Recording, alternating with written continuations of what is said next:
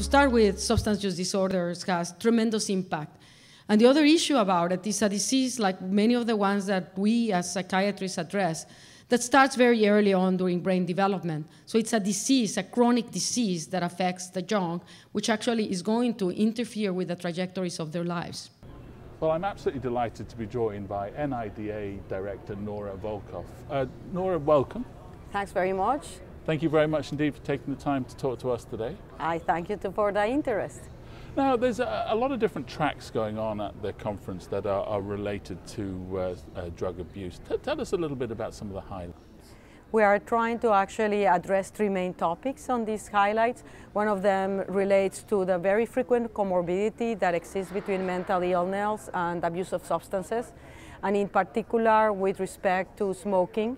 Smoking is highly prevalent and is the cause of morbidity and mortality in the mentally ill. The second one relates to marijuana. We're seeing a very significant increase in use of marijuana, more prevalent in mentally ill, and marijuana can trigger mental illnesses. And the third one has to do with the abuse of prescription medications, which is of course of great interest for psychiatrists, since some of the medications that are being abused are prescribed by psychiatrists. Substance use disorders are one of the mental illnesses, and they have a tremendous impact in outcomes. But the second one that is very relevant, in other mentally ill individuals, substance use is highly prevalent, and therefore addressing substance use disorders is crucial on terms of prevention of other mental illness, but it's also crucial in terms of treatment outcomes for other mental illness. So it is an integral part of what psychiatry practice should be. Looking at the different demographics, is there one particular age group or is one particular demographic that stands out more than others?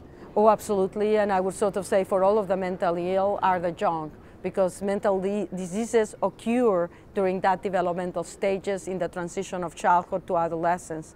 And interventions of psychiatry during late childhood, early adolescence, or throughout young adulthood are crucial for prevention substance use disorders, are crucial as interventions also for prevention of mental illnesses that can be initiated very early on by the use of drugs. What can psychiatrists do? Psychiatrists, first of all, should be proactive in screening and intervening for substance use disorders, and that should be, of course, most important in child psychiatry, but it's also crucial in the adult or elderly psychiatry. One of the highlights of the conference on Sunday is the Addiction Performance Program. Tell us a little bit about that.